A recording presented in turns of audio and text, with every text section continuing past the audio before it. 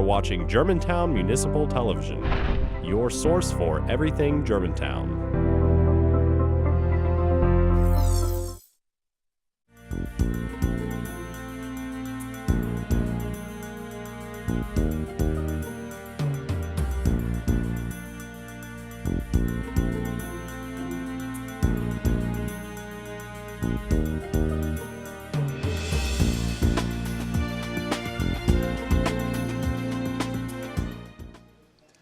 Hello, and welcome to On the Beat on Germantown Municipal Television. I'm your host, Rodney Bright, Deputy Chief of the Germantown Police Department. On this show, we will provide our viewers with a behind-the-scenes look at policing in Germantown and spotlight the work done by the members of our department to keep Germantown one of the safest cities in Tennessee. We will also speak with some of our various community partners in order to educate our viewers about public safety issues in Germantown. Joining us for this episode is Jim Catalano, Resident Agent in Charge of the Memphis Office of the Drug Enforcement Administration. Later, we will speak to Marie Pizano, CEO and founder of MVP3 Entertainment Group, about her work locally to support the Germantown Police Department and the Memphis area community at large. And finally, we will speak with Police Officer Richard Cordo and Police Dispatcher Loys about the recognition each of them recently received. But first, I am pleased to welcome to the show Resident Agent in Charge of the Memphis DEA Office, Jim Catalano. First of all, Jim, thanks for joining us and welcome. Thank you for having me. I think a good way to start would be maybe introduce yourself to our viewers and talk about a little bit of your background and maybe what led you to where you are right now at the Memphis office. Well, you said my name is Jim Catalano. I'm the Resident Agent in Charge for DEA Memphis. The Memphis office for DEA, it covers about 22 counties in western Tennessee. Our office is located in downtown Memphis there. I've been assigned to this office for coming up on 2 years now. Prior to that, spent about 17, 18 years in another division, in the St. Louis Field Division. Had a variety of assignments during those years. Was eventually promoted to a supervisor, a group supervisor, and then promoted again into the resident agent in charge for the Memphis office. Prior to joining DEA and prior to living and working in St. Louis, I was a state police officer in Mississippi. I worked for the Mississippi Bureau of Narcotics for about 5 years. And prior to that, I was a patrolman for the Jackson Police Department in Jackson, Mississippi. So when the opportunity came up for me to come back south, I raised my hand, put in for it, and was lucky enough to get selected to come back here and run the Memphis office. Well, I know that from our perspective, we're very grateful that you did, and under your leadership, just continue our long-term partnership with the local DEA office, and that's part of the reason we bring on our partners from the community, the law enforcement community. Many people maybe not understand, we're in Germantown, but we really look at ourselves as part of the overall bigger picture of keeping the metro area safe. And one of I think our longest partnership actually is with the DEA. So maybe your perspective on that relationship or on that partnership in general, and then maybe how that helps all of us. Absolutely. We have had a partnership with Germantown Police Department for a long time here in Memphis, as well as 12 other municipalities. And I think you're correct. I think that's something maybe that not a lot of people realize, is that DEA has a fairly large footprint as far as the number of personnel and staffing that we have here, but we couldn't do any of the work that we do without the partnerships that we have from Germantown and from all of the other municipalities. It's a true force multiplier. It's also the sharing of information to make sure that we're not all stepping on top of one another and trying to work on the same targets, the same individuals, and really sharing that information and working our investigations jointly throughout the area. Germantown is one of 12, like I said. Of course, we're partnered up with several other agencies, Memphis Police Department, Shelby County, Collierville, Bartlett, Millington. The West Tennessee Drug Task Forces are part of the DEA task forces as well. We have 2 enforcement groups that are of anywhere in size between 10 and 12, 13 individuals in each group. So we have enforcement groups in Memphis that focus in on a variety of different types of investigations that get conducted here on a daily basis. That's a great segue, and there's a lot of resources, and there's a lot of work to be done. And I just a brief snapshot maybe about what that work is. What does the Memphis Office of DEA, what are maybe the challenges or the things that you focus on? Well, we'll try to condense that down a little bit. I mean, we truly do have a diverse platform of the different types of cases, but DEA's mission is really to attack drug trafficking organizations at the highest level that we possibly can. So oftentimes we might start at one particular level of a drug case and then try to work it up to a higher level and to keep working it up until we identify the individual or individuals that are the ones most responsible for either the bringing in of the drugs or the transshipments of those drugs into the area or out of the area or through the area. We work just about every type of drug case that you can imagine. We work on the street level side with our local partners and try to develop those cases into the next level cases. And we're working interdiction, we're working highways, we're working the airports. A variety of different types of investigations is what we try to be involved in, anything and everything that's responsible for the flow of drugs into the community. I know one that as we get, time runs short, but I wanted to briefly just hear about maybe the focus on the opioid heroin. We have a lot of people in our community concerned about that.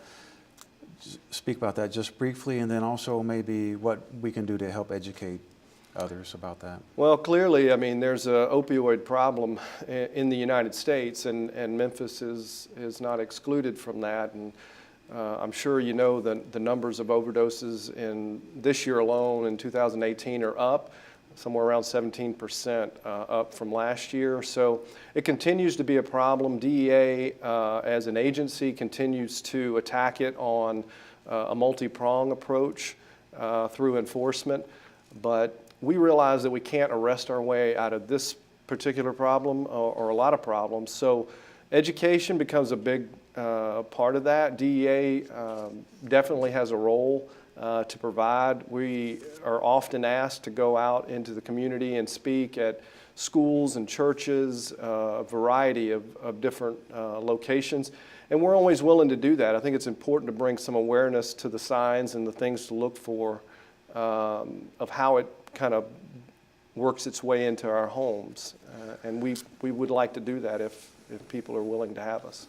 Well, you bring a lot of experience to your position. I know that's critical to have been someone on the front line, and I know you have a lot of passion for the Memphis metro area and making a difference, and part of that is educating the community, and I would encourage people to reach out to your office if they want more information. So I know you're very busy, and I'm very thankful for your partnership, and thanks for coming on just for a few minutes today and talking about that, and maybe we can bring you back and talk a little bit more in depth about some of the other issues. That would be great. Thanks for having me.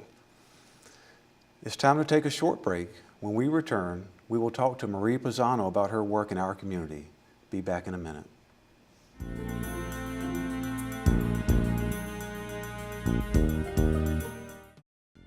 Patriotism. It inspires passionate debate and it's worn like a badge of honor with good reason, because it means love and devotion for one's country. But what really makes up this country of ours? It's the people. To love America is to love all Americans. This year, patriotism shouldn't just be about pride of country. It should be about love, love beyond age, sexuality, disability, race, religion, and other labels. Because love has no labels.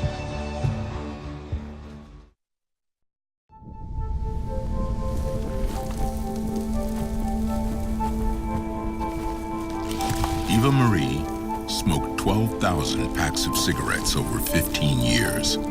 She quit, and now there's a new lung cancer screening that could save her life. You stopped smoking.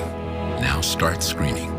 No matter how much you smoked, early detection could save you. Talk to your doctor or learn more at savedbythescan.org.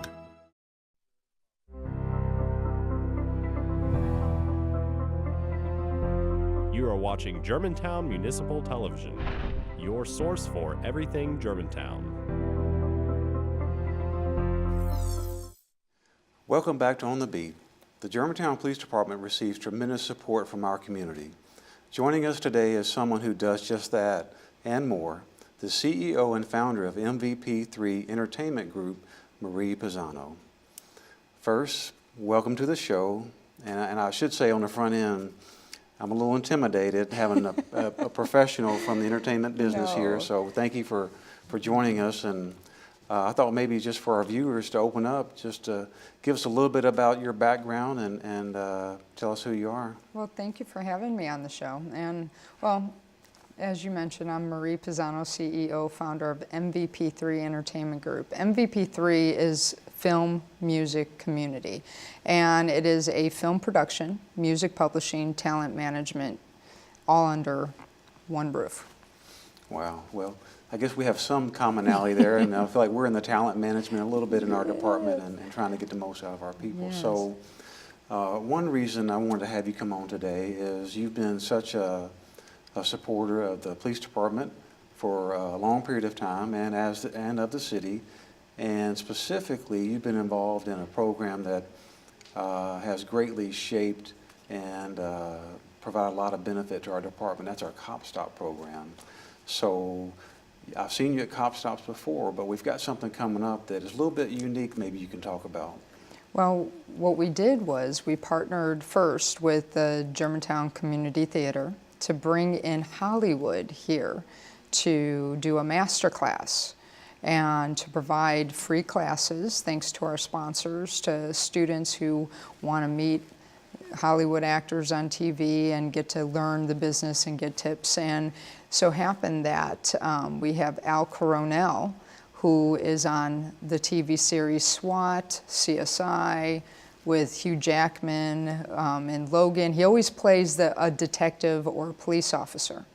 And so since I'm friends with Joanne, we found out there was a special SWAT team member that was battling cancer, and what a great thing to combine the two, bring Hollywood here and help him bring some support, Hollywood style, to help him.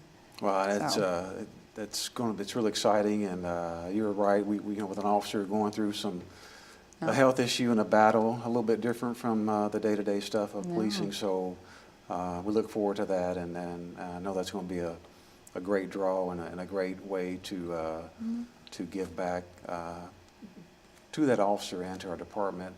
So you told me before a little bit about your background, but you didn't mention in the opening, you do have a connection a little bit to what we do through your background. Military service in your family? Yes, my whole family, military. From my grandfather being in World War II, to all my uncles from Vietnam to Japan to everything. Army, Navy, Air Force, Marines, you name it. So, my brother who just got back from overseas, and we hope to keep him home now, but yes. Well, thanks to your family for serving for sure. And so you do have a perspective and appreciation, I think, for public servants and those who sacrifice for the benefit of the community. And I know you've done a lot of projects. You've got projects going on.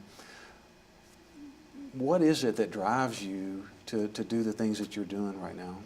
I don't know. I think it's mostly, where I grew up, south side of Chicago. I know what it's like to live on food stamps and in a poverty and a community that has what they say, little or no hope, and then being with military, just the drive to serve back. I had a mother who created Child Find, or started a chapter, Child Find for Missing and Abused Children.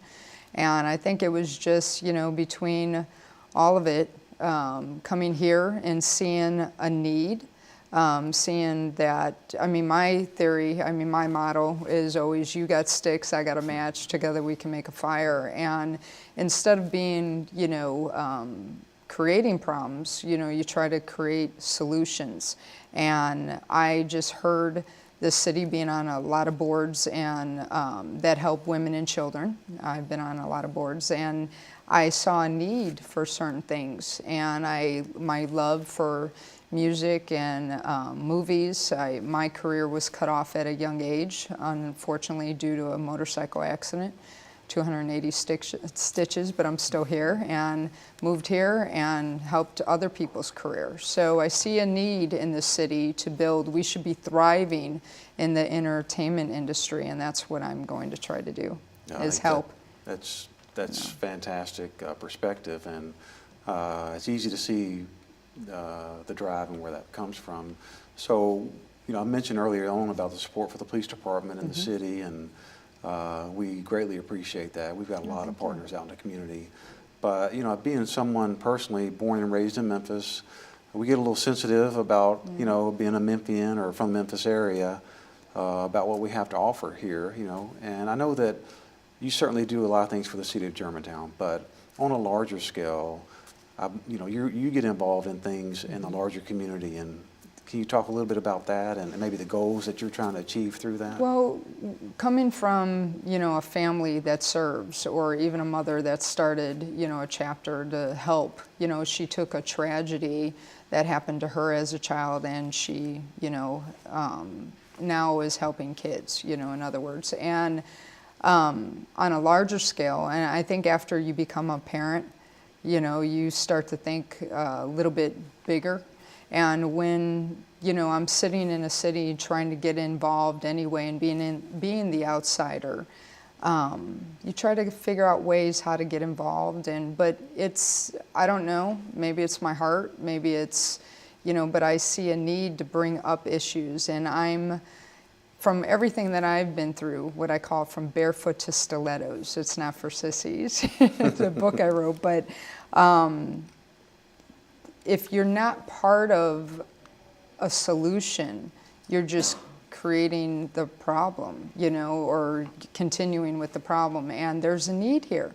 There's a need for change. There's a need for bringing awareness and not having any fear at all. I say I'm fearless. I just put on my stilettos each day and go find that yes. But, taking my passion for films and my passion for giving back. We do movies. I did that Shannon Street documentary that, unfortunately in 1983 was a tragedy for one officer and a whole community. So by telling that story, you can't change history, but you could learn from it and then help educate and actually do something good with it. So we, something like that, we partnered with the National Law Enforcement Officers Memorial Fund to give back to officers that have fallen in memory of Officer Hester, but also partnered with the NAMI Memphis, National Alliance of Mental Illness in Memphis, to create awareness for what you police officers go through and what community goes through. So it's stuff like that I like to connect. Well, it's a great time for us to have a partnership and a support of people like yourself and what you're doing, and we appreciate that, and a special appreciation for bringing in someone from Hollywood to help us try to raise a little money and show some love to one of our officers. So thank you for that. Thank you for joining us as we wrap up today, and wish you a lot of success in all your endeavors. Thank you. And if we didn't have a community with police in it, it would be scary. So we feel the same way. Thank you for what you do. Thank you so much. Thanks for being here. Thank you. It's time to take another short break. When we return, Officer Richard Cordo and Dispatcher Loys Bates will join us. We'll be right back.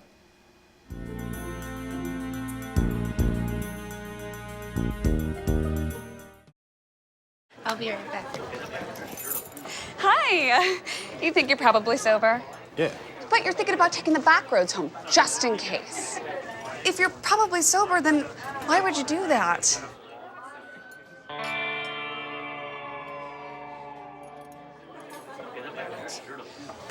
Good choice. Probably okay isn't okay. If you see a warning sign, stop and call a cab, a car, or a friend. That's a full glass of wine. I'll be chatting you later.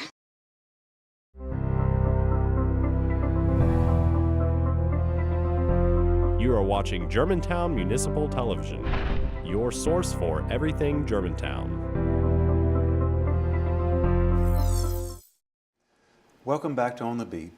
The police department recently recognized 2 of our members for outstanding performance for the manner in which they carried out their duties in service to our community. I am pleased to welcome Police Officer Richard Cordo and Police Dispatcher Loys to the program. Welcome to both of you. Thanks for joining us. I know that many people in our department don't seek the spotlight, but want to highlight some recent performance from both of y'all. But before we do that, I always like for our community and our viewers to meet some of our staff, and so maybe by way of introduction, how long you've been with the department, and maybe why you do what you do. Lois, I'll let you go first. I've been with the department for 21 years now, and I just enjoy helping people, helping the public. It's been a good 21 years. Trying to take care of Germantown. Absolutely. And Officer Cordo, how long have you been with the department, and why law enforcement? Yes, sir. I've been with the Germantown Police Department almost 5.5 years now. Got into law enforcement at a young age, and it's kind of the forte, trying to help people, just the compassion that I have, being there, giving opportunity to help folks that, can't help themselves all the time. And one of the main reasons I wanted the 2 of you to join us today was recently you both were recognized for some outstanding performance and received some medals from the department. And we'll start with you, Officer Cordo. You received a life-saving medal, which very noteworthy and deserving. And can you talk a little bit about maybe what led up that incident that led to that recognition? Yes, sir. It was, like I said, I was at headquarters. I was clearing a call, and I was in my area, and a call came out to the Germantown Athletic Club GPAC parking lot area of a vehicle crashed in the water, and get there on scene. Caller is giving dispatch the call, and there was a person supposedly in the water in the vehicle still. So I get there, speak to the lady that's calling it, and she said there's someone still in the water. So I get to the vehicle and I get down there to see them, and there's also a civilian that was coming by and assisted as well, and we talked to the gentleman through the passenger side window, trying to get him out, and a few moments later, in an effort, we were able to get him out safely through the passenger side window.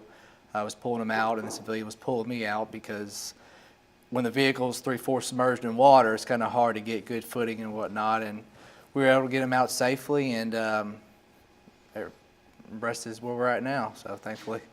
Yeah, it's a fantastic job, and we're certainly thankful for the citizen that jumped in and helped you as well. And not something that we would normally do is get wet while we're working. I think the old adage is a good police officer never gets cold or wet, but to see the pictures of that and just, I think it's a great example of your character and your service, and really you represent all of us very, very well in that regard. So congratulations on that. Thank you, sir.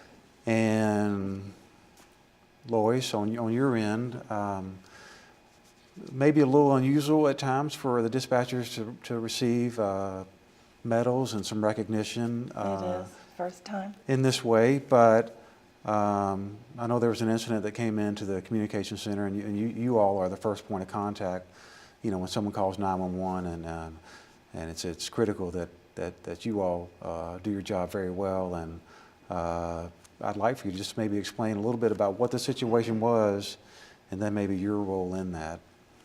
The first phone call was from a woman who said her boyfriend had left the house and he was angry and was wanting to harm himself.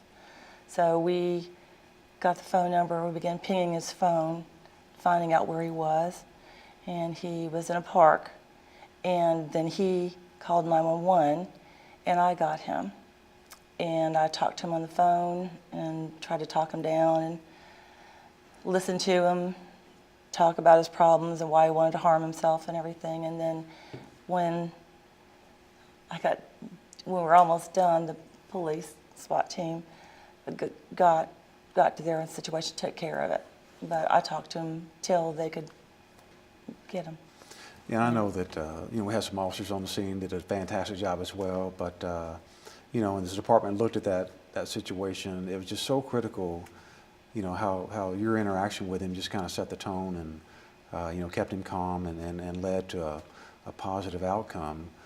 Having said that, what about training that maybe that prepared y'all for those situations, or anything that sticks out from your training? We both had critical incident training together. We took it the same class together. Yes, sir. Went through Memphis Police Department's Academy. Successfully passed. But we went through that together, and that's one of the things, I'm sure, as well as our years and training in law enforcement over the years. Helped a lot. Well, crisis intervention team training is certainly critical to what we do, and dealing with all the different types of call that we get. Before we let you guys go, I think it's important for people to see and hear about how you do your job so well, but also, when you're not at work, what each of you do is very stressful. What do you do to de-stress?